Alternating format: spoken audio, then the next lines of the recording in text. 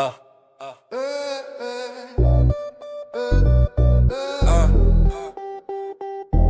everybody. Yeah. I'm in the zone, energy grown. Truth on the line when the mic gets shown. Light through the dome, we spark in the tone. Deeper than convo when mindsets wrong. Crew by my side, no mask, no clones. We break cycles and cast these stones. Heart of a lion, calm of a sage. Every word therapy, life on the page. Wanna talk about it? Yeah, we talk about it. Soul, pain, truth, we gon' walk around it. Light in the dark, yeah, we found our sound. Commodores and the crew, we hold that ground. Wanna talk about it? Yeah, we talk about it. Soul, pain, truth, we gon' walk around it. Light in the dark, yeah, we found our sound. Commodores and the crew, we hold that ground. Stories bleed, but the healing's sweet. Real ones build when the real ones meet. Late night thoughts, what the world don't tweet. Turn mics to mirrors to the pain retreat. From Colleen to the dream, we shift that scene. Big talk, black love, afro sheen. No gimmicks, just growth, you can feel that steam. Every episode, another self-esteem. Wanna talk about it? Soul, pain, truth, we gon' walk around it. Light in the dark, yeah, we found our sound. Commodores in the group, we hold that ground. Wanna talk about it? Yeah, we talk about it. Soul, pain, truth, we gon' walk around it. Light in the dark, yeah, we found our sound. Commodores in the crew, we hold that ground. Every voice got a reason. Every story got a spark. Welcome home. This is Wanna Talk About It with Commodores and the crew.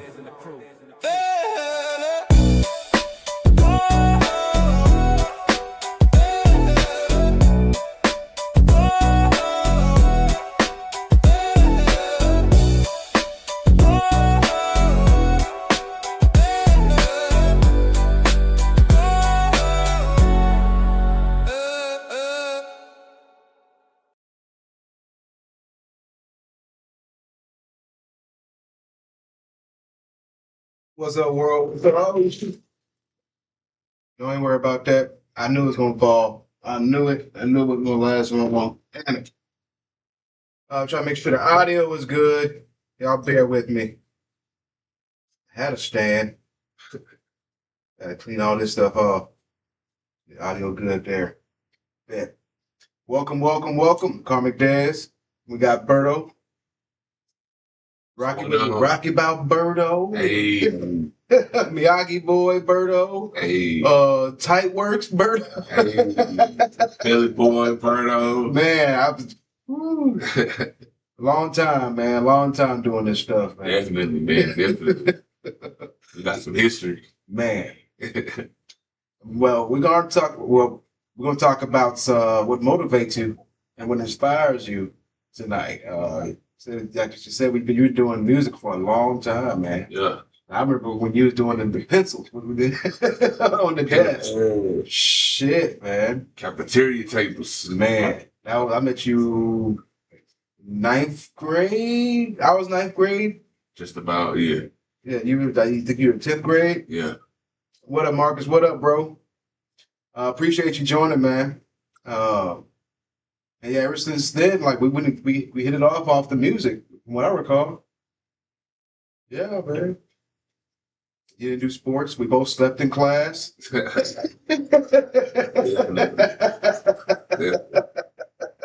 And we both passed like a motherfucker, man. So shit. So yeah, man, like what motivates you in your music? Man. Just creativeness. You know what I mean? I've always been a student of music since a kid. Yeah. You know what I mean? People always ask me, how'd you get into music? And I'll be dead honest with them. Michael Jackson. King of Pop. Michael Jackson. You know what I mean? Being 3, 4 years old, just watching him captivate you and dancing and entertaining, and that's the music portion. And then, you know, as you get older, you start discovering more music. And I think I wasn't until like 4th grade where I discovered Bone Thugs and Harmony. They were really like my first intro to like rap. you know, and of course, as the year goes on, getting into high school, the big thing back then was your freestyles, your swish houses and stuff. And, you ride around with your homeboy and, you listen to the freestyles and all of a sudden you're doing them and figuring out you can do them. And, the motivation is just being creative, like being able to play with the words and create stuff just out of nowhere. You know what I mean? Right. And I know it always kind of came natural to you, because from what I remember anyway, when I met you about about ninth grade, and we hit off the music, and then it's just, Yeah. I noticed you were a natural at it. Yeah. Yeah. Like rhythm and cadence was your thing. Yeah. Yeah. And sad to say now, I mean, not, it would, after a while, this started becoming songwriting and actually pen and padding. So over time, not doing the freestyle thing, it kind of fades away. You kind of become rusty at it. You know what I mean? Not doing it for so long. But yeah, that was the beginning stages of it, and yeah. What was the hardest part about when you having to get it out of your head to get it on that pen and paper now? Really, it was an easy transition, because the hardest part is coming from off the top. That was the hardest part, but like you said, like it really did, and it's kind of crazy thinking about it now, how easy it was at the time. Like, damn, I could really do that, and without even second guessing it, like you said, like it just flowed. Like, people being able to throw you a topic while you're in the middle of rapping and be able to switch right there and change your cadence up, like you said, and so putting those thoughts that you will be able to think about off the top split second onto pen and paper to where you can actually think and put your thoughts into it, that was the easiest transition. And I actually preferred like pen and pad. Like I know the big thing now in music is doing the punch ins and, people freestyling, or they want to be known as the one take Mape, and you know what I'm saying? I don't write. You could definitely tell the difference. You know what I mean? Like you definitely tell the music in people's music when they don't put no thought into it and actually think about it. I've always been more of like the lyrical side and, punchline metaphors. So it takes a little bit more in to be more intricate, you know what I'm saying? To be able to put those together on pen and paper to put your thoughts into it. Yeah. I noticed that when I write to, and it kind of bleeds into the freestyles after a while. Yeah. Like some of the ideas and the concepts, like when, like say, 'cause I know you write, like your last one was the Rocky Balboa, right? Rocky Balboa, That was concept driven. So Concept, yeah. right. So I know, like when you freestyle now, like some of that concept slips through in your freestyles. Yeah, yeah, Right. yeah, definitely. So you say you prefer writing over the freestyling? Yeah, yeah, definitely, yeah. Well, what's it like in the studio for you? Man, my studio process is pretty easy. I mean, anybody I've ever recorded with, they could probably tell you I'm one of the easiest person to record with. Because I don't even book my hours until I got my shit polished up. You know what I mean? Like from the ad libs to the intro to every single word, like it's gonna have that right pause and this kind of break here, and like unless I got my shit down, I won't even book my hours. You know what I mean? But yeah, going in there, it's a simple process. Like it'll probably like to do because now now nobody does big songs anymore. It used to be like hook verse hook verse hook verse. Yeah. Now it's like hook verse hook, and that's a full song. So to do a hook verse hook, I could probably do two of those in 1 hour. You know what I mean? Like however long it takes the engineer to clean it up and do all that other stuff, that's extra time. But as far as like record, yeah, I could easily knock down 2 tracks in 1 hour. You know what I mean? What about your history. Let's start with like, when's the first time you started recording? Man. Man. What up, bro? What up, man? My first time ever hearing myself on a CD. That's how far back. Let's go back to CDs. Man, we had actually like we was talking about doing big things. The main thing was freestyle at the cafeteria tables, Yeah. in high school. Was pretty big known for that. I mean, a couple homeboys back then. It was an everyday thing. As soon as we finished our lunch tray, bro got to tapping, pins on the table, classic style. Mm-hmm. And that would be the whole rest of the lunch period. And every football game,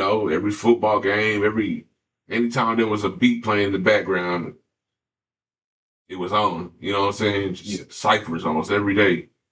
So it came to a point where, a couple other cats thought they was, it, whatever, and then they ended up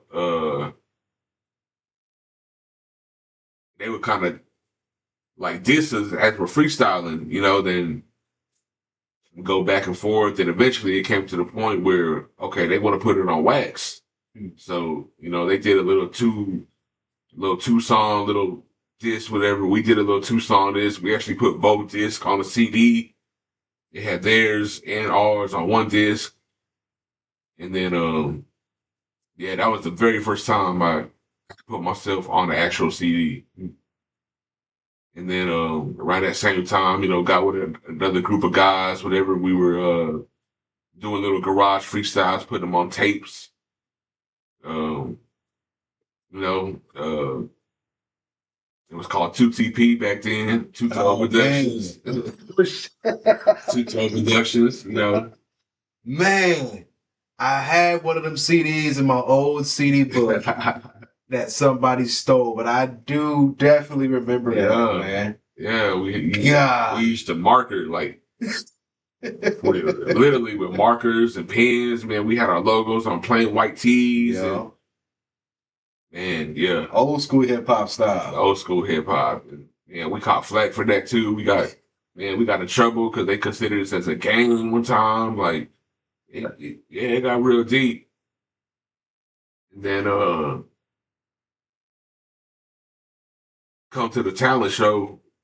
We did a high school talent show, and unbeknownst, some of the other guys that were in the group, they went and auditioned by themselves as a duo. And then, we caught wind of it, whatever. So me and another homeboy and another group of homeboys, we were like, well, shit, let's do our own thing, whatever. So we came up with a little song, whatever. We auditioned and we actually made it and they did it. You know what I'm saying? So they were kind of salty about that. And then that was kind of the beginning of like the disbursement of that whole situation with, Two Throw, whatever. And as time went on, there was another group of guys that were doing music in school, and me just having that name around the school for, being the rapper, the freestyler and shit like that. They just took it upon themselves to diss me on like a CD, you know what I'm saying? I didn't even know these guys, knew nothing about them. And then a couple years forward, ended up linking up with a homeboy who had a car club called Slab City. Yeah, it was a car club called Slab City. And everybody had their old schools, and they fixed them up and stuff. And we ended up, one of the other guys that were in that car club was actually one of the guys that were in that group that dissed me, you know what I'm saying? So, I mean, it was all fun and games. It wasn't like no beef, right? Deep beef type shit, whatever. It was all music-based rap shit. And yeah, just them being in the car club, and I was in the car club. We around each other all the time.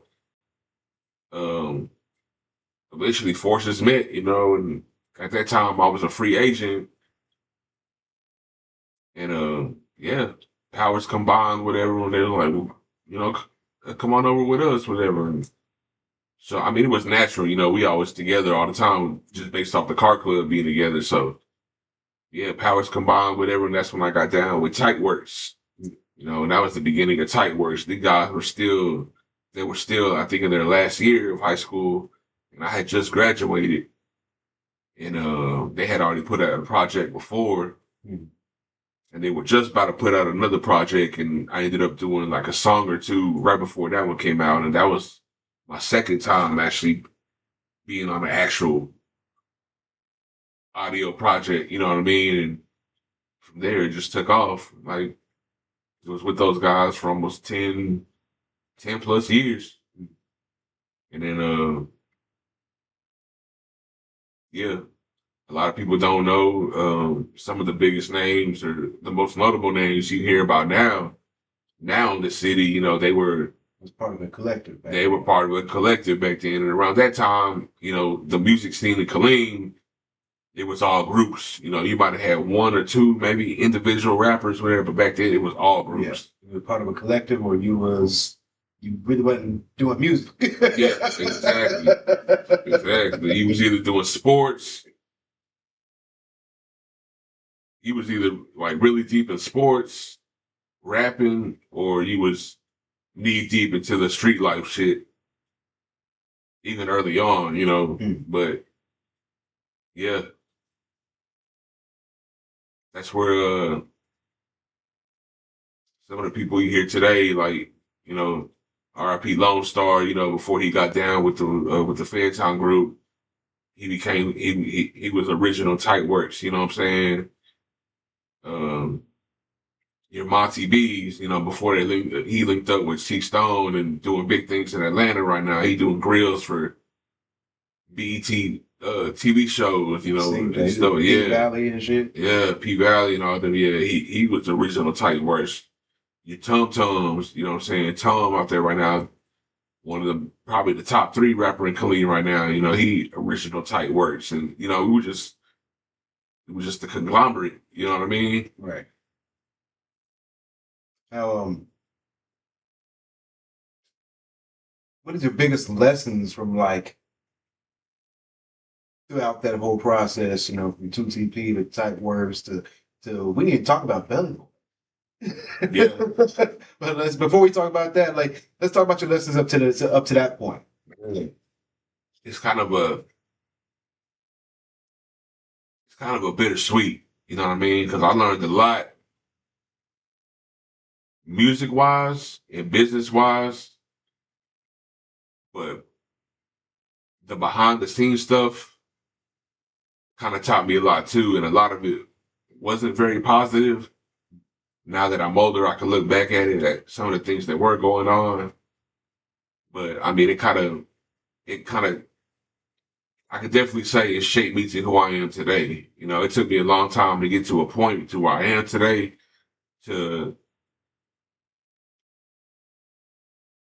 realistically say, hey, this is me. You know what I mean? I don't have to apologize for anything that I do or done, And one of the first lessons that I learned was just be you. You know what I mean? There's a lot of, regardless of what you do, a lot of people are not going to like it or just basically like you. Like I said, like even just based off the music, like I just told you, like random guys from high school, like other guys, just based off the name that I had floating around, just based off music, others felt like they had to attack me and, like diss me and stuff to raise up their name and stuff. You know what I mean? Right. So that kind of followed and kept going, even being within a group, like over time, it would transcend into like certain group members would, because being in a group like that, people are always going to have their favorites. You know what I'm saying? Yeah. And like I said, with a power name, like you had like Lone Star was in the group, me, Berto, we were always the top 3. And it came to a point like a lot of people thought Tiger Works was my group. You know what I mean? Hmm. But me, like if you know my type of personality, like I'm always the cool, chill one in the back. You know what I mean? Like even like a house party, if everybody's up being live or whatever, I'm the cool one on the couch. You know, rolling up by myself, or like I'm always to myself. We just fall asleep in class. You know what I'm saying? But for some reason, like simply based off the music, people are gonna put you in that forefront and put you where they want you to be. You know what I'm saying? Or where they feel you need to be. Hmm. So, I mean, I had other people that are supposed to be in my own group, you know, doing the sneak disses and little sneak attacks, whatever, and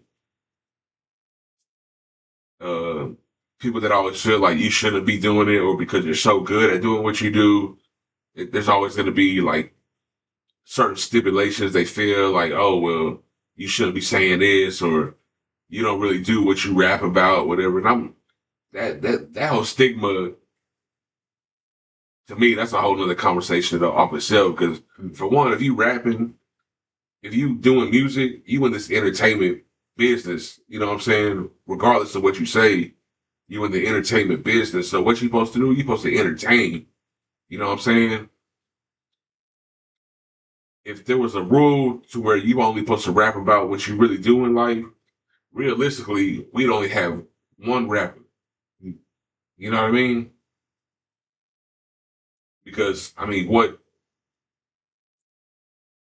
what do rappers really rap about? It'd be the same shit. You know what I'm saying? I hustle on this block, pushing this product on this street, repping this so and so. This, you know what I mean? Right. There's like a formula. So I mean, you would realistically only have one rapper. So I mean, if you're mad at me because I can take your lifestyle and put it into words over a beat better than you can explain it, you know, you can't fault me for that. You know what I mean? And like I said, like it was never about the music. It was always, you know, the side shit. You know what I mean? Of why you shouldn't be doing this or why it was all that, always that. But yeah, like, but as far as like the positive shit, yeah, like I said, it taught me my formula. It taught me uh my style. You know what I mean? Over time, I had to filter out and create my own style. You know, because settle into it. yeah, you know, like even now, I can go back. Like I still got all our old projects on the hard drive on the desktop computer. You know what I mean? The big old towers. You know what I mean? They're still on there. You know what I mean? But you can go back and listen to every single song. It gradually got better. You know what I mean? And you can tell like, okay, now he's starting to do ad libs. Now he's got the intro to his verse. Now he's, you know what I mean? Hmm. So over time, you just, you know, you polish up your craft and you create your craft. And I can honestly say I perfected my craft. You know, there's always room for more, but my where I'm at now with it, like I'm perfectly content of how I can take my same style and it complements any type of beat, any subject, anything. Like, and I would say my style that I got, there's nobody else that raps like that. You know what I mean? Which was a big thing back then. Like you took pride in knowing nobody Sounded like you, whatever. like Yeah. else. We come from an era where every rapper sound like them. You know, we even minus the voice, just the style. You knew who Snoop Dogg was. You knew who DMX was. Everybody, you know what I'm saying? So now you got everybody following the Migo trend or any type of cadence that's hot right now. Now everybody's doing the big X the plug thing, and you know what I mean. But still, like my style is stamped and stamped in my catalog. You know what I mean? Right.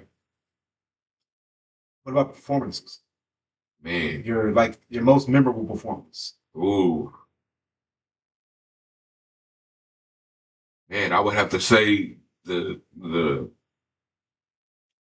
touching those stages at South by Southwest. Mm. You know what I mean? With this last situation, you know, I was a belly boy, still am a belly boy.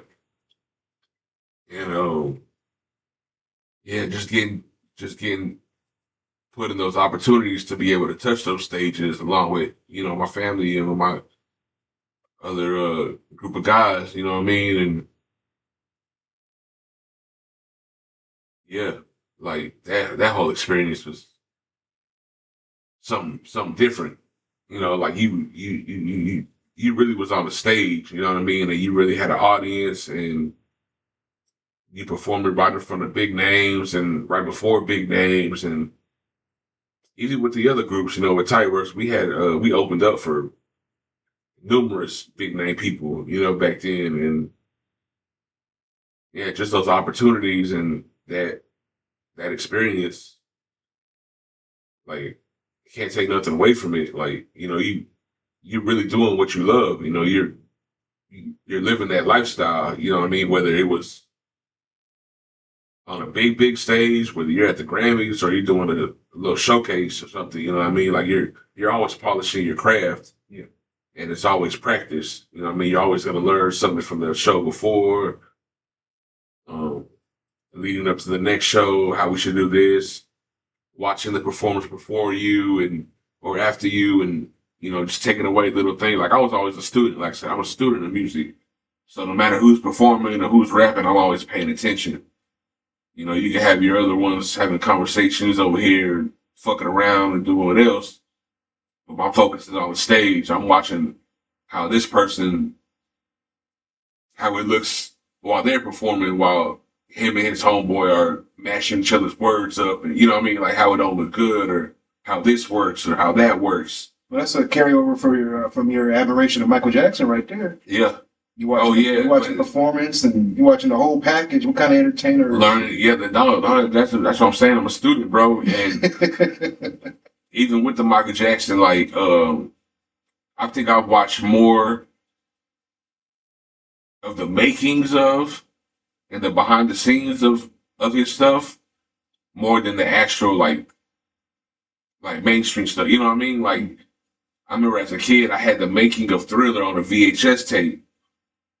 Like the making of Thriller, and I think I burnt that tape out, bro. How long they had to sit there for Michael? How long Michael had to sit there for that one? Man, what through the makeup, and just watching him be a perfectionist of his craft and having him have a say so in everything that he wanted to do. Like, you know what I mean? Like he got Vincent Price on there to do the actual voice. Yeah, he got Jonathan Landis, who.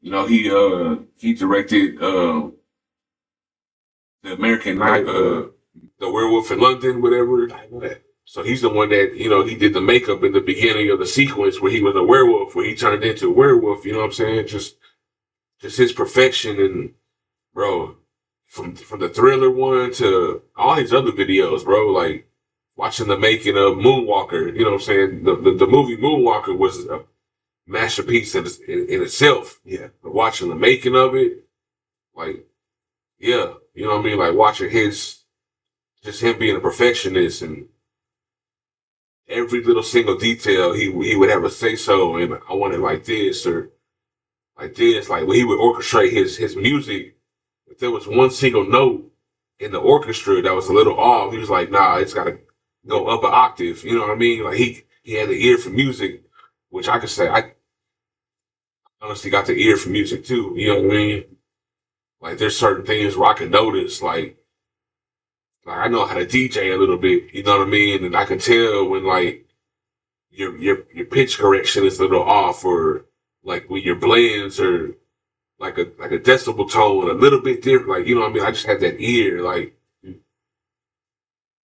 But yeah, that definitely taught me a lot. As you're talking, this is like a connection I was making. Like you said, Michael Jackson, you said Thriller, and I know you're a real big horror buff. Not even a horror buff, bro. I mean, big on horror, but specifically the genre of zombies. Okay. You know, is that a carryover from Thriller? It actually is, yeah. Okay. Yeah. See, you're making the connection, yeah. Most definitely, yeah. Like I said, like, yeah, Thriller that was the beginning of my love for horror. Like, and like I said, I'm 2, 3 years old. I shouldn't be watching shit like that or being tuned to stuff like that. But it was just so captivating, and I don't know, bro. Like, but yeah, over time, my just love for zombies grew. Mm. And yeah, like I said, like horror period is cool. Like, your slashers, your Jasons, Freddy's. I mean, those are always going to be stamped in history. But I always felt also that, like, I don't know, something like a zombie apocalypse would be like the most realistic shit that could happen. Like, you know what I mean? Like, yeah, you can have a serial killer out there who wears a mask, whatever. But that's like, Once he's dead, he's got dead. he won't once, yeah, but like, just imagine if like everybody rose up out of cemetery. There's cemeteries everywhere. You know what I'm saying? Like, that'd be some fucked off shit. And it was always different. Like I said, I'm always into like different shit. Like, I'm always not against the grain, but I like go against the grain, kind of in a certain sense. But yeah, Thriller was my introduction to zombies. And still to this day, I mean, I got a zombie bite tattoo. You know what I'm saying? Like, yeah, zombie life for real. What's good? What's good? Hey, Mike said facts. Talk about the zombie movies. So, I'm gonna plant a seed right now. I can't wait to see the Berto zombie movie. What's that gonna be like? Man, I got one working right now. I'm gonna shoot. Look, I don't want you to think that I'm just pulling it out my ass, real. But I'll let you tell them the name of it. You know what I mean? Hey, we about to see. Open up my memo pad right now.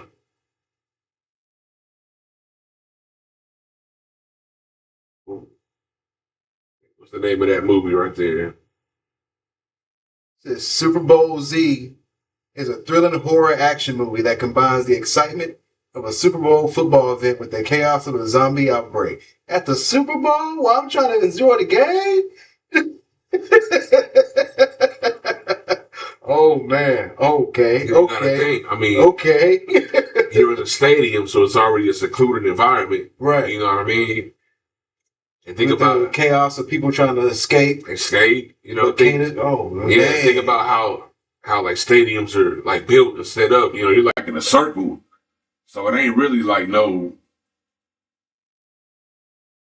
Oh, I'm gonna run over here or over there. You know what I'm saying? Like, you really have like one entrance, one exit type thing. I mean, you got your other sections, your VIPs, whatever. But your locker room. Like, there's so many avenues that you could take that. But yeah, church. I've been thought about this, bro. Like, that was the perfect question. Yeah, I've been. And it's funny too. You know what I'm saying? Like I said, like, I'm a big horror nerd. You know what I'm saying? Zombie nerd. Mike whatever. said that's live. Yeah, appreciate it, Mike. Like, I'm a big horror nerd. You know what I mean? Like, I go to horror conventions all the time. Like, the big one, the big ones in Dallas, San Antonio. I'm going to one in Pittsburgh in June. And that one, for all my zombie nerds out there, whatever, if you're familiar with the original Dawn of the Dead, that's my number one favorite movie of all time, period. Like, I have it playing in the background at home when I'm just fucking around. You know what I'm saying? Literally. Like, I think I have it at home right now playing. I got dressed to come here and left it playing. You know what I'm saying? From when I... The same shit. Yeah. But they do a convention out there where they actually have it inside the mall where they had the movie. You know what I'm saying? Shit. It's one of the dopest shits I've ever seen. And it popped up on my algorithm on my Facebook about 3 years ago, 2022, and I never knew about it. And bro, when I seen that flyer, I booked my flight instantly. No questions asked, bro. I promise you. I was like, what? He said, you going to Texas Frightmare? Bro, I'm glad you know about that. Look, let me tell you. Who said that? Mike? Yeah, Mike. Shout out Mike. Because if he knows, my birthday is May 7th, right? It's like in 2 weeks. My birthday is May 7th. Texas Frightmare is always either the first weekend of May or like the second, third weekend of May, like 2020 something, or the first or the second or third. So Texas Frightmare is where I go for my birthday every year. Hands down. Marcus said he's working the one next month in Irving, the Frightmare. Yeah, Texas Frightmare. This year the theme is Scream. As you can see, I got my Scream shit on right now. You know what I'm saying? This year is Scream and damn, forgot the other one. It's Scream in another movie, like the main theme. You know what I'm saying? I mean, they always have like other shit, whatever, but the main theme this year is Scream and damn, I forgot the other one. Last year was, I think, Stranger Things. He said his is the 13th. Yeah. The Frightmare. Yeah. Mike said, turn up. Really? Shout out Mike, man. Yeah, I'm at Frightmare every year, man. That's where I go for my birthday every year. Literally. So this is driving me to this question. He said, welcome to Derry. I don't know, what does that mean? Yeah. That, I guess yeah. No, that's the other theme they have this year. Welcome with Derry is like the spinoff to like It, whatever. Yeah. The Pennywise story. Yeah, you're right. Yeah. I thought he was throwing it out there. I'm like, bro, what? Yeah, that's the other one I couldn't remember. Yeah, it's a Scream and Welcome to Derry theme this year. Like I was saying, I don't want to say like I was saying, that sounds rude. But what I was getting at was, because, you know, I love Rob Zombie's horror style. Yeah. So we're going to get like a Berto verse of horror movies? You're a writer? Is it going to translate? Man, like I said, my love for zombies, bro, my idol, my mentor, my sensei is George Romero. I knew you were going to say George. Yeah, George Romero. George Romero for president, Tom Savini for vice president. Thank you, Karen. Teddy said that show was fire. Pennywise, It, Welcome to Derry. Yep. What up, Teddy? Saying, yo. Are they in the chat talking to you? Yo, 22nd to the 24th for Frightmare. Yeah. Like I said, it's always the first weekend or like the second or third weekend. I have not been I've been to Comic-Con. Comic-Cons are cool. Like I go to Comic-Cons for like my movie posters. Like there's people that always sell like movie prints and stuff. And that's where I buy my horror prints at. But most of the time, I mean, they don't have like too much horror stuff there. That's more for like the anime crowd and stuff. Yeah. But I still, fuck around with the Comic-Cons too and stuff like that. I'm actually trying to, old buddy that throws the Comic-Cons down here, whatever. I want to link up with him and start throwing a horror con down here. Mike, you hear that? Mike knows exactly who that is. Who, Teddy? Yeah. Oh, Teddy already knows this plan. Yeah, we didn't talk about it already. Yeah. Why you slacking, Mike? Why you ain't linked the man? What's up? No, we didn't already had this talk. What was it, Teddy? Syntex Scarefest. Yeah, we done threw out a couple names. Like we was working on it for real. No, because my whole thing, going to Frightmare and stuff was to build connections and, talk to the celebs. Like other than getting autographs, you get their contact information. So when we get to that point, try to finesse to where we do get, no, not a finesse, but no, not finesse, finesse. Oh yeah. Put yourself in position. Yeah. So when that time comes, I have their contacts and stuff. But yeah.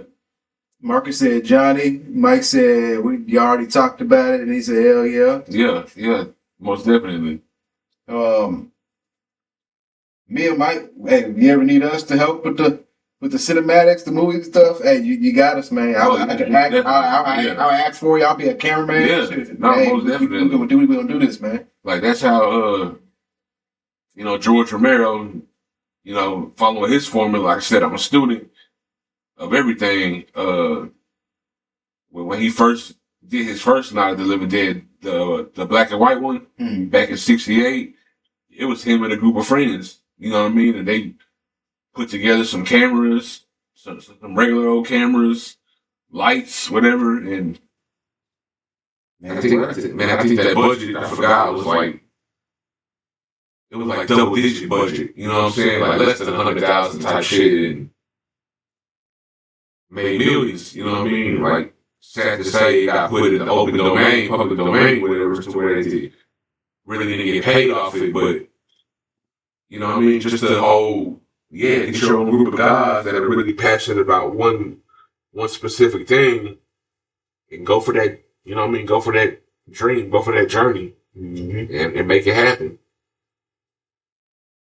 But Super Bowl Z is gonna come out, so watch for that coming soon.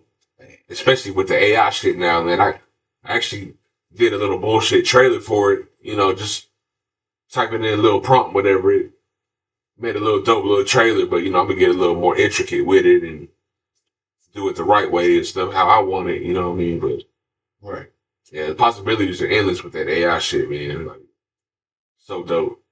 Might be telling me to do more on the video side. I'm like, let me get used to this stuff first. Yeah, I want to go this route first, and then maybe dabble in the AI. Yeah, or like I said, like we're just talking about, build you a little team. You know what I mean? Like you could do the visual aspect, the recording. Have somebody over here that's dope with the AI that you know polishes your shit up and plays around with it. You know that y'all come up with ideas together. You could tell the person, hey, I want it like this, or I want kind of like this in the background, or to have it this way, and they already know the prompts and how to work it, so that would be like butter to them. You know what I'm saying? We'll talk a little bit more when we get done here. But yeah, me and Mike talked about that too. He said facts. Yeah, most definitely. Where are we at on time? Let me check that here. 45 minutes. Yeah, we got about 15 minutes left. Screen messed up. All right. So we didn't talk about let's talk about the Belly Boys. Yeah. I think that's the right Belly. 15 minutes. So how did the Belly Boys, how did that incarnate? Yeah. Okay. Segue from what we were talking about earlier, you know, dealing with when I figured out, when I started noticing that things were starting to go left with the tight work situation. For a while, I had became, you know, again, a free agent, whatever. Okay, let's start from where the beginning was. Okay.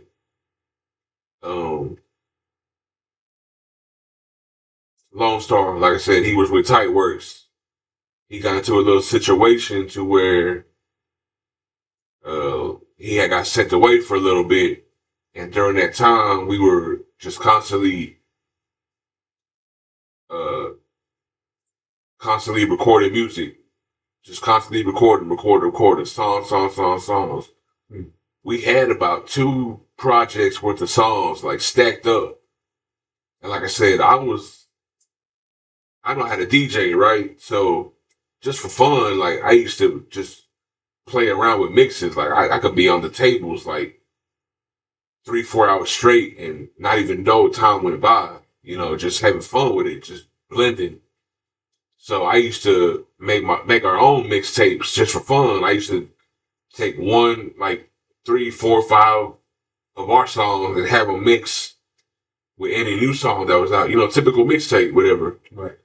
And I would never put them out, but you know, I would like have them as a real tape, you know, to where people can listen to it. I used to burn it on a CD.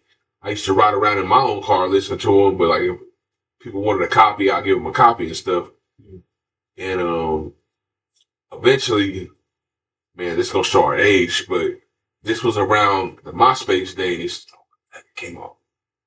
I'm listening though. Yeah, this was kind of towards the ending of the era of MySpace.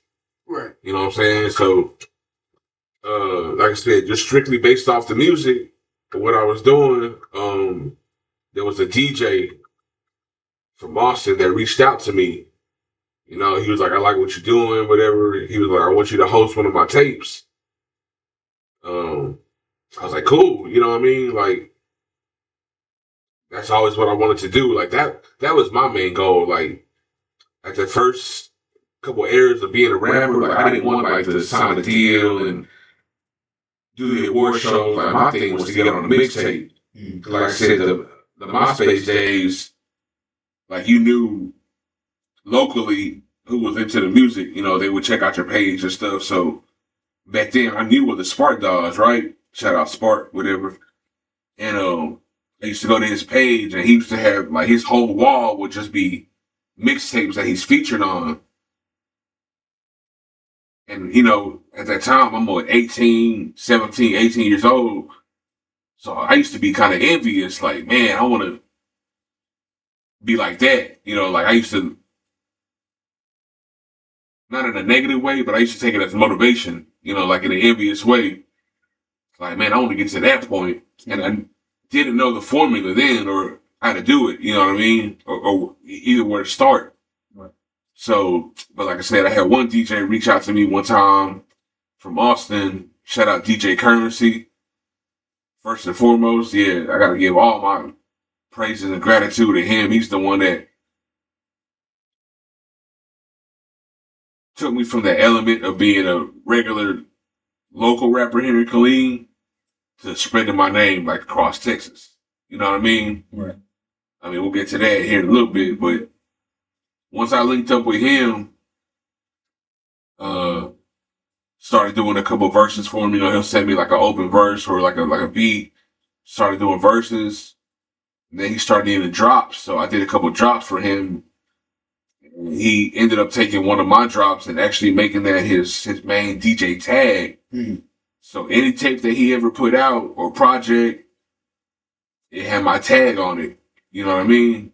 Right. And from then it just took off. Like, you know what I mean? Like I said, I give all my gratitude to him. And almost every other tape he dropped, whatever, we would throw a song on there or like a verse. And at that time, I had recorded a song with one of the other guys in the Tight Works group. It was called Blaze That Good. And that had one of the most numbers that I've ever done on MySpace, whatever. Like, it caught a lot of traction. So once he started putting on his mixtapes, it started kind of blowing up. You know what I mean? And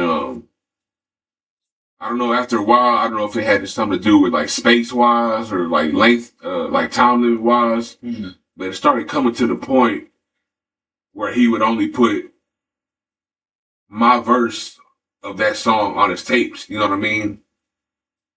It had not, I never had a word in it. He never asked me. He never, you know, told me he gonna do it, whatever. Like when the tape just came out, that's how it would be. You know what I'm saying? But on the credits, it would still say, you know, Tight Words, Blaze That Good, whatever. So, you know, being with that, feelings started getting, I guess, swindled, like within the group. Mm-hmm. And, you know, when you're starting to become like this, and, you know, like your other peers next to you or your other group members they feel like they're down here, you know, they're going to try to hinder your success. You know what I mean? So it started coming to the point to where I couldn't even record. Like back then, like we were talking about like your powerhouse groups in that era, everybody was in-house. You know what I mean? Like there weren't too many avenues to go record somewhere. Right. So we came from an era where we did everything ourselves. You know what I mean? Like we recorded in-house, made beats in-house, videos in-house. Engineer in-house, all that shit. I knew how to engineer. Like everybody that was in the group knew how to engineer, record each other, make a beat, you know, Fruity Loops, whatever. We all played around with it.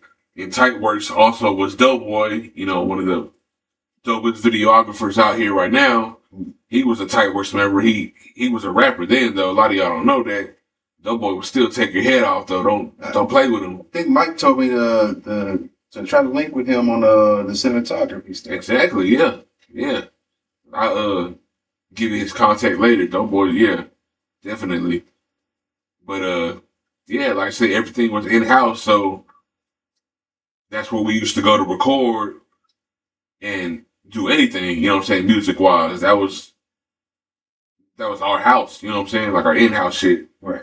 So like I said, after I started spreading my wings and started making moves with DJ Currency in the mixtape circuit, he would always send me like open verses with like it started becoming like big name people. You know what I mean? Like back then it was like your King Khalid's, your Lavolas. You know what I'm saying? Right.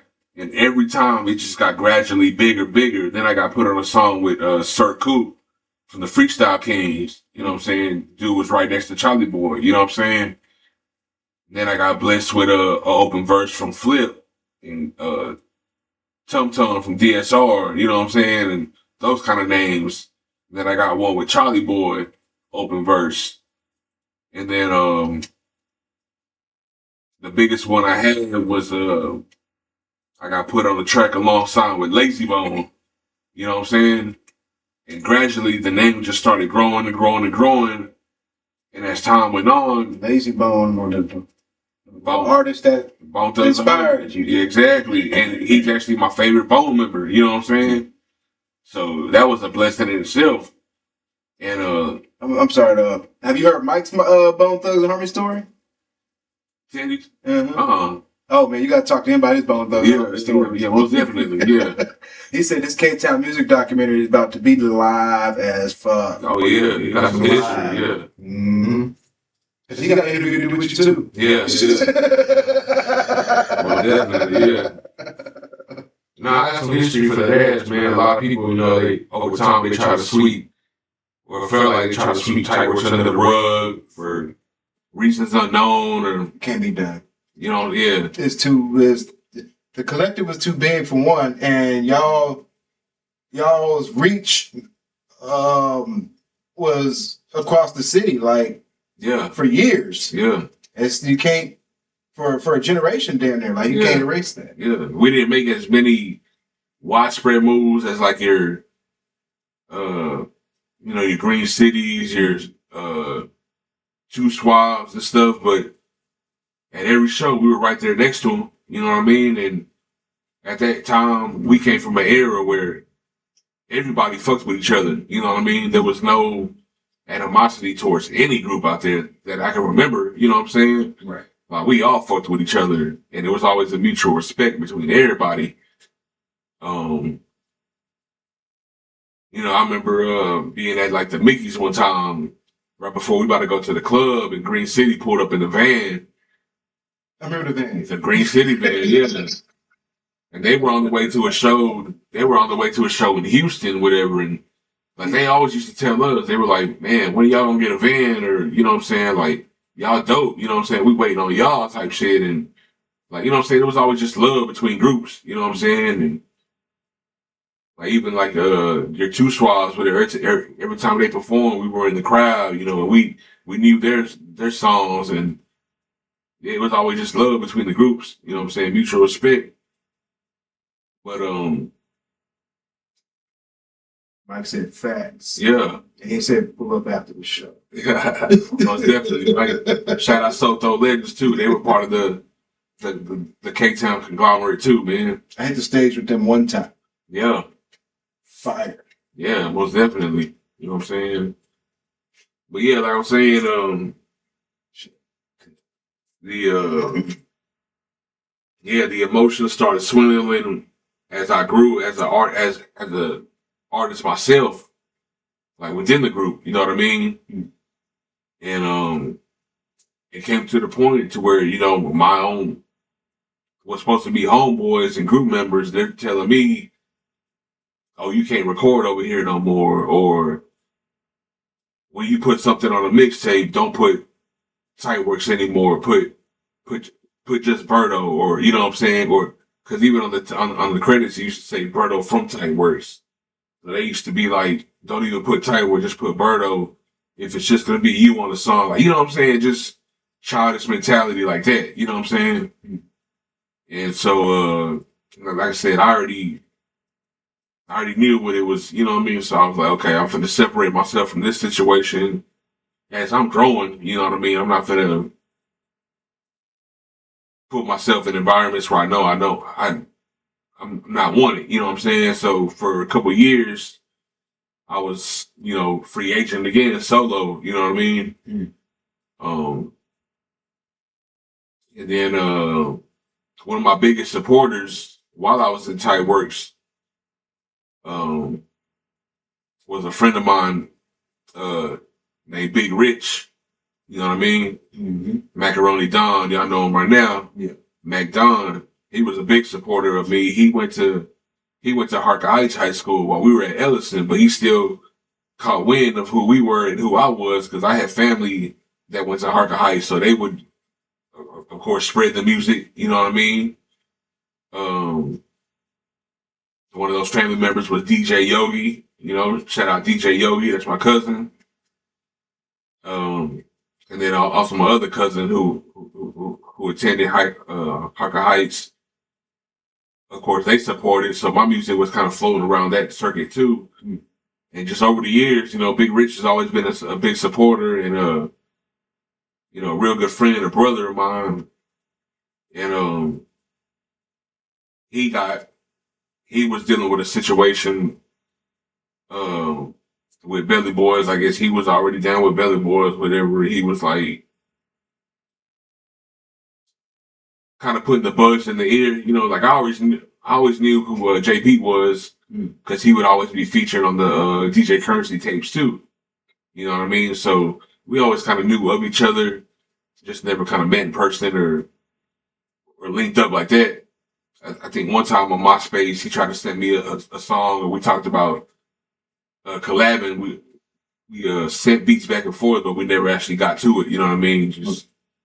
But yeah, eventually we linked up, started hanging around a little bit. You know what I mean? Just on some kicking and smoking type shit. You know what I'm saying? Just cooling. And then eventually he was like, "Well, shit, you do what you do. We got a situation over here. It's only right. Like I said, it's always natural." So I ended up getting down with them. And then at that time is when kind of Long got out. Long got out of tight out of him being put away. So when he got back to when he got back, he was disappointed because, like I said, the whole situation with Tight Works is we had a whole bunch of music that we did, but it never got put out. You know what I mean? And he kind of felt like, he had the 100% right to do it. He felt like we were just wasting time, and you know what I mean? Which we kind of were, you know what I mean? You got all this music and it's not being put out, and I'm catching flat because I'm putting our songs out to be heard and technically leaking it, whatever. But I mean, shit, what are you recording for? You know what I'm saying? So he made his jump.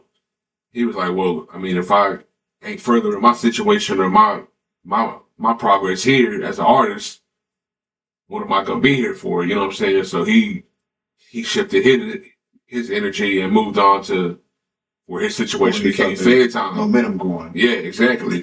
He felt like Fed Time was a better fit for him. So he made his move to Fed Time. So like I said, you got what people thought were like the three-headed monster of the group kind of fading away. You know what I'm saying? I went over here, Long went to Fed Time. The only one that was still standing was Back Doe. You know what I'm saying? They did a couple videos, released a couple projects after that, whatever. But I mean, history can show you, what came of it. You know what I'm saying? Like we're already now type shit. But as Long went to Fed Time, he seen what I was doing, and he seen that progress that I made with DJ Currency, and I'm one of the first people he reached out to, and he was like, "Hey, I'm finna drop my first album, my project." You know what I mean? He was like, "I want you on it," and the only two people, coincidentally, the only two people that you see on his project from the previous group was me and Berto. You know what I'm saying? And but yeah, as time went on, got with the Belly Boys. Like I said, became a Belly Boy. Been a Belly Boy ever since. Gonna forever be a Belly Boy. And then I like the situation that became of it. You know, moves were being made. Like I said, the show started coming in, opportunities started being landed in the lap. One of the people that I always felt was an underdog and who a lot of people looked over for reasons unknown, but a person that I thought had more potential than anybody else probably around that time that we were around. I went and grabbed them from Tight Works, you know. Shout out Untamed the name, you know. Super dope lyricist, you know, super slept on.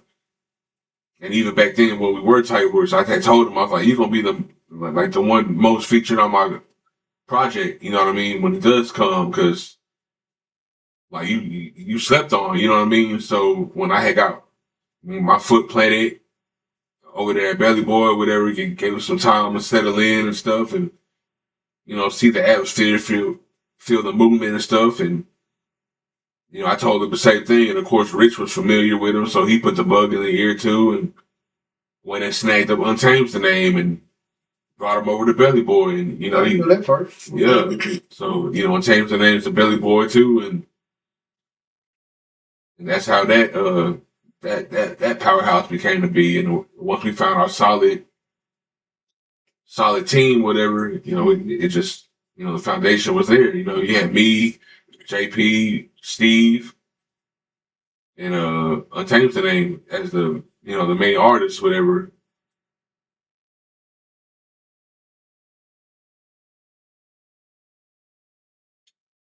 And so, what's the future of? I really didn't want to go there, but I think it kind of came up naturally. So, what's the future of Belly Boys right now? Man, just keeping the you know, the name alive, the legacy alive, you know. You know, quote unquote, you know, heroes get remembered, legends never die. And you know, man, one thing I can say is like that I've never seen it before. Like it blew my mind, it blew my eyes when I seen it. Like I could definitely say that JP was a legend. You know what I mean? The movement that he had, the impact that he had on people, and the following that he had. Like I've never seen it with anybody else locally. You know what I mean? Like, yeah, you got your local legends around here that had the name. Other than Lone Star, you know, Lone Star was like a separate entity on his own. Like Lord knows where he'd be if he was still here. You know what I mean? Because he was already Already on the way. man. His wings were already spreading right before you know he left. But with JP, he just had that cult following. You know, dealing with the Hispanic side. You know what I mean, and who his people are. You know, the cult following was already strong enough as it is. But you know, at his passing, at his balloon release, like just seeing the city come out like that and the support he had, like I never seen nothing like that with any of the artists that has left here in Killeen. You know what I'm saying? And yeah, just keeping his legacy alive, and you know, just people remembering his name. You know, like whether it's just a simple name posting on a flyer or CD, or you know, just keeping his logo in your face. You know what I'm saying? But yeah, Belly Boy, like whether it continues musically or however far it goes from now, like it's always stamped in history. You know, you can't erase history. Same with Tight Words, like we talked about. Same with anybody else. Like it's always gonna be stamped. You know what I mean? And you can't erase that. And the impact that it had, you can't erase that. So I mean, all we can do is push forward and yeah, just keep it alive. You know, I'm still gonna continue to drop projects. You know, at this point, um, I'm content with myself of where I've been as an artist to where I can say I'm comfortable right now just putting out music to put out music. You know what I mean? It's not chasing that dream of being signed anymore, or being on BET or getting an award or an award show, whatever. Now I can honestly say rappers not on BET no more. like I said, I'm so out of tune with that. Strictly do music just for me now. Like I'm comfortable with just doing music for me. Like I said, like even being in that space with Tight Works, I used to feel like with certain things I had to walk on eggshells, and not to make it sound bad or in a negative way, because it's kind of gonna have that connotation, but kind of not knowing who I was at the time, because I was always my mind frame was I'm loyal to this group. You know what I mean? So I always used to have offers, you know, from major labels to local labels. You know, I done had to reach out after Bro went to Fair Time. You know, we did the couple songs that we did, whatever, in the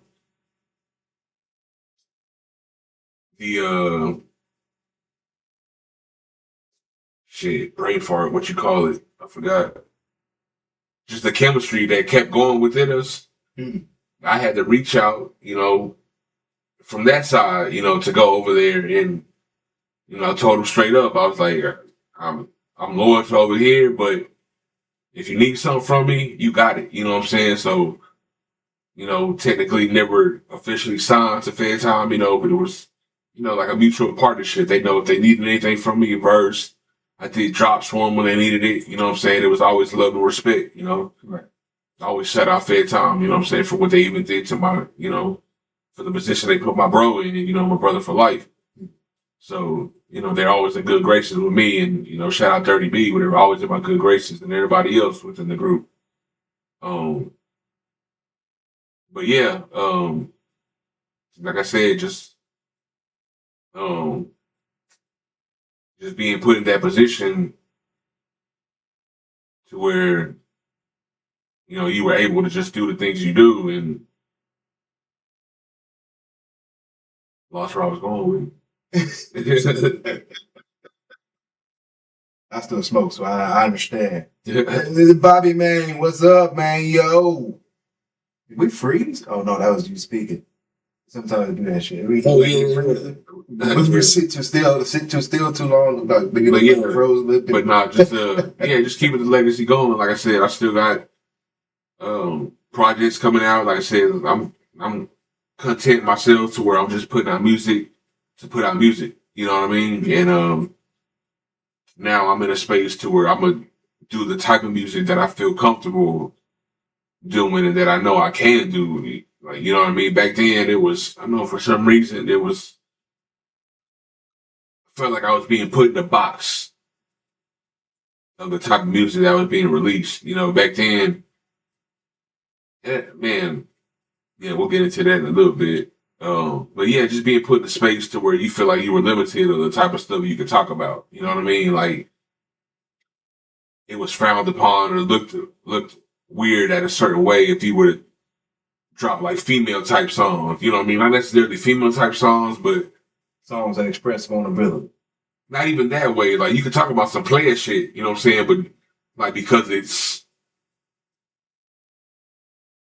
based around female, like, you know what I mean? Like type aura, you know what I mean? Like it was like, nah, we want to talk about some street shit, some thug shit, which none of that was going on. Like I said, that's a whole nother thing that we could talk about, and we'll go deep into that because I got some shit to say about that. But yeah, like I said, it was always just like you felt like you were put in a box, which even now, like anybody who's ever done music with me or recorded with me can always say, or they'll definitely be able to say that I've always, I don't want to say inspired them, but I pushed them to step outside their box. You know what I mean? Yeah. Like if I record with somebody or I um, link up with somebody that I never had before, but I know the type of music that they do. If I know it's all hustling music or trap music or some, I'm gonna specifically do a whole different type of song that they're not used to step them out their element. You know what I mean? My man said he like dance music. He grew up on house music. Hey, bro, I'm an 80s baby. I was born in 85, so 90s freestyle is one of my favorite genres of music. You know what I mean? Like your Stevie B's, you know what I mean? Like 90s freestyle, I big on 90s freestyle. You know what I mean? I grew up on all types. Like I said, I'm a DJ. Like I know how to DJ. So my music catalog up here, like you would never think. You know what I'm saying? My shit goes from Project Pat to Patsy Cline. You know what I'm saying? Like my shit is widespread. So like I said, I just grown like, man, being a kid, and I ain't got no shame of saying it now. Like I said, like being a kid, I remember being 2, 3 years old in my Walkman, which I know about Walkmans. In my Walkman, a cassette tape, I used to listen to like Vanilla Ice, and you know what I'm saying. 93, 92, 93. Yeah, yeah. You know, like I said, I'm born in '85, so I'm 5 years old. You know, jamming Vanilla Ice, listening to Vanilla Ice, and you know, those were my first initial introductions to rap. You know, type shit, and um, yeah. So my music catalog is way widespread. Like there'll be shit that you wouldn't even think I listen to, but that's because I'm not put in a box. You know what I mean? Like I said, like we're talking about that thing, but like for some reason, because of who I was grouped up with or was seen with all the time, people have this preconceived notion of how you're supposed to be or what they think you are. You know what I'm saying? And when you're not, all of a sudden you got a label on you, and it's like how you get mad at me because I'm not how you think I was, what you thought I was supposed to be. You know what I mean? Like I'm running with a group of guys out of the neighborhood that you think are supposed to be, you know, quote unquote thugs, gangsters, and all this, and The music that makes you happy. exactly, you know what I'm saying? And when nobody was even like that, you know what I mean? Like I said, that's a whole another thing we can get into, but yeah, like I said, I'm just, you know, content with myself now and the type of music I make, the type of music I'm able to make. And yeah, like I'm still dropping projects. I still got two more that I definitely have under my belt that I'm gonna release.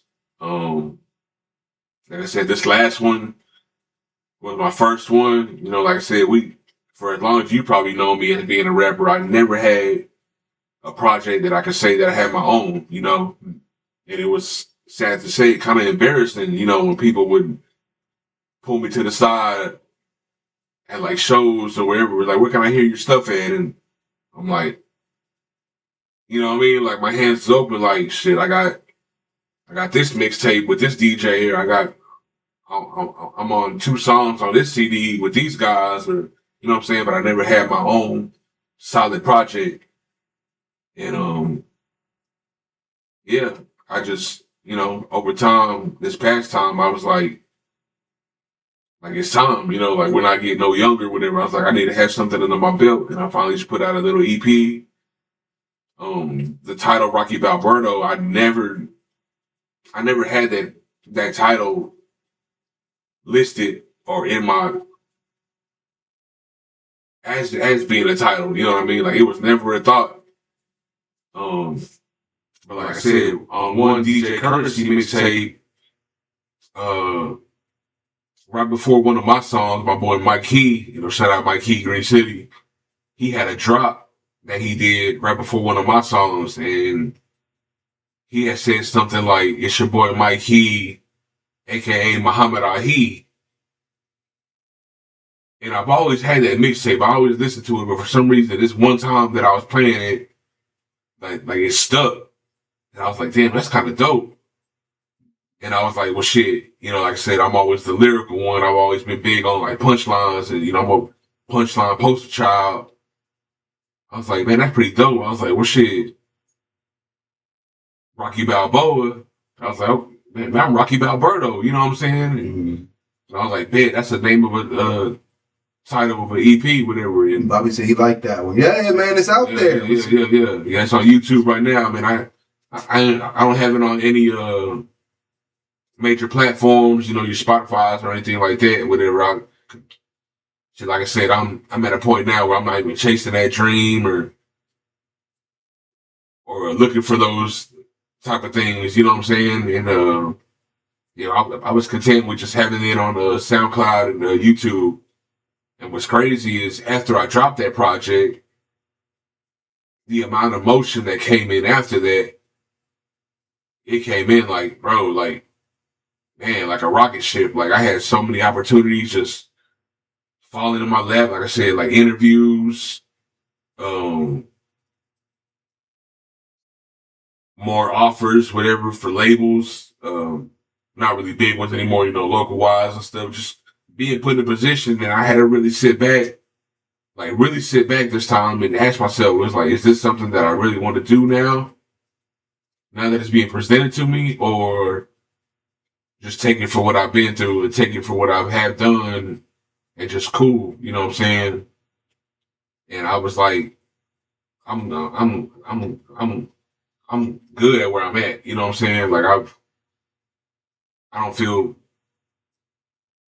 bad or have any ill thoughts about anything I've ever done. Like I've got to live that lifestyle, you know what I'm saying? I've done shows, I've got paid for verses before, I've gotten to do features with, like I said, big artists that I grew up listening to, you know what I'm saying? I can't never take that for granted. So I've gotten to live that lifestyle, so whether it's on a big level or local level or statewide level. So I had to really sit back this time and think, do I really want to push the pedal this time? And where I'm at, where, the age that we're at, whatever, it's like, now I don't even want to see past 2:00 in the morning, you know what I'm saying? So imagine me being in the club, performing every night and stuff. I'm like, do I really want to be in the, you know what I'm saying? Like, tired of hearing your own music after a while. Man, do I really want to be in that space, being in clubs every night and doing this and that? I was like, nah, man, I'm cool on it. Like, I'm glad it got the traction that it did, but I mean, it's not going to stop. Like I said, I got 2 more projects made for, whoever wants to listen to it. Like, I'm going to enjoy it myself, and, your music's always going to be for somebody who it's for or somebody for who it's not. And my biggest support, like, I can honestly say, my biggest support came from outside the city. You know what I'm saying? Like, my biggest love, my biggest fan bases and fans came from outside the city. People I never met, like, would hit me up on MySpace, Facebook, everywhere, like, anywhere other than my own city. You know what I'm saying? Of course, you got your, your homeboys that fuck with you and stuff like that. But I'm talking about, like, real actual supporters and fans and, people that really listen to your product for your product. You know what I mean? They don't have to know who you are or, like, we come from an era where there was no social media. It was a different feeling when you see like a celebrity, like when you see a rapper in public randomly, you know what I mean? You could be like at the airport going somewhere, you see somebody famous. It was like almost like looking at a god, you know what I'm saying? Like it wasn't meant to be, but it was like, oh shit, like there's so-and-so. I can't even tell you how many times now where I see somebody famous and I'm like, what's up? You know what I'm saying? Because you see him every day on Instagram or You know what I'm saying? It's like, hey man, I seen you went to Roscoe's Chicken and Waffles yesterday on Instagram. Like you know what I'm saying? Like you're more personal with them now. They're almost like they're not on celebrity level. You know what I'm saying? Like they're almost like a regular person now. So it kind of changed that wow factor of meeting people. You know what I'm saying? So like people outside the city that don't really know you or the state, like they're the ones that that make the difference of who you're doing it for. You know what I'm saying? Like for real, for real. I think we're gonna go ahead and wrap it up. We're about to be. I'm about to go. You're gonna go to Mike's. I'm going. I'm heading your way in a second, Mike. After I give me something to eat, I definitely gotta give you something to eat. But we have been going for an hour. You can talk for an hour and a half. Man, there's a lot more we can talk about, but we'll get to that. Oh yeah, another episode. Definitely appreciate that. Appreciate y'all for joining. This has been a real good conversation. Appreciate that. Appreciate that. It motivates you and inspires you. And Michael Jackson. Michael Jackson, man. He ain't got no shit to say. He's got that movie coming out next week, 2 weeks, his little biopic, whatever. Mm-hmm. Got your tickets, you already. I ain't got my tickets yet, but I can honestly say I'm finna drop maybe 1 or 2 tears during that movie. I'm not gonna lie. The first ass whooping in his passing. Bro, it was a quote for a long time that I used to say, like, before this little couple past situations. I was like, man, the last time I cried was when Michael Jackson died. No shame in that, you know what I'm saying? Like, that was, when somebody has a musical impact on you, or just an impact on you, period. I mean, shit, you know what I'm saying? Yeah. You make people think, oh man. Man, what? That shit wild, bro. Stand there. Grown men faint. Man, when you can make people faint standing still for 10 minutes straight, bro. No, that's the actual, like. I know. I seen it. I seen the footage. No, but that's a line that I got in one of my songs. Okay. Michael Jackson with the long stare, like, yeah, like if he could just sit there in a pose, Super Bowl, and people losing their lungs for 10 minutes straight, but you just standing there, bro, like, that's captivating, you know what I'm saying? Like, that's a whole different type of shit. Trying to get to that level. Like, y'all, come on. Y'all sit me and just think where you're at. Yeah. And just leave going on for like an hour and a half. Turn my engagement up. Yeah, appreciate y'all for coming. Anything you want to say? You want to say to them before they leave? Appreciate y'all listening, whatever, you know what I'm saying? Appreciate y'all tuning in. Like I said, got more projects on the way. Y'all don't forget, Belly Boy forever, Tight Works forever, you know what I'm saying? R.I.P. Long, R.I.P. JP, Pyrexican. Yeah, be on the lookout for the projects. My next one is going to be Return of the Living Dead. And then I got the album coming out, the official album coming out. It's going to be I'm So Clean. If you know, that's my slogan, my tagline. That's me. That's who I am, Mr. I'm So Clean. So, yeah, be on the lookout. Berto, Rocky Bout Berto, Berto be wrecking. Punchline Poster Child, all that. You know what I'm saying? Yeah, for real. Already, we're going to get you back, try to get you back for the end of the year for the part 2. I think that'd be dope to try to bring everybody back for the part 2 for the end of the year, every interview. Most definitely. Part 2 and however many more after that. Oh, yeah. This is, as far as I feel right now, this is going to be as long as I'm alive. So y'all going to see me up here 75. As long as YouTube and all this shit is here, the interviews and the whole podcast going to be here. Oh, yeah. And then like Buddy said, be on the lookout for the Colleen documentary. Yes. That's going to have some history for your ass on it, too. And we also got some other shit in the works. I can't really talk too much about it, but we got some other shit for the Colleen music history heads. We got some big shit actually coming behind the curtains. So be on the lookout for that. I mean, I'm working with some big name people right now.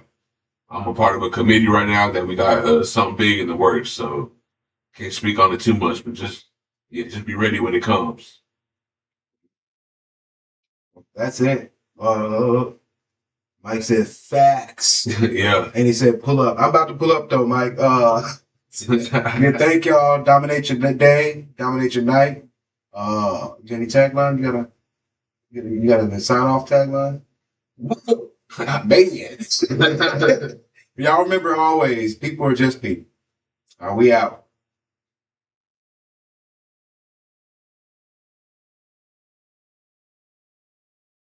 I'm in hell waiting, but need my glasses and shit. I'm getting old.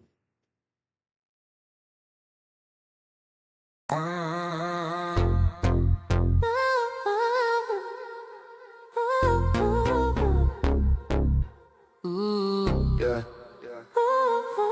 I'm in the zone, energy grown. Truth on the line when the mic gets shown. Light through the dome, we sparking the tone. Deeper than convo when mindsets wrong. Crew by my side, no mask, no clones.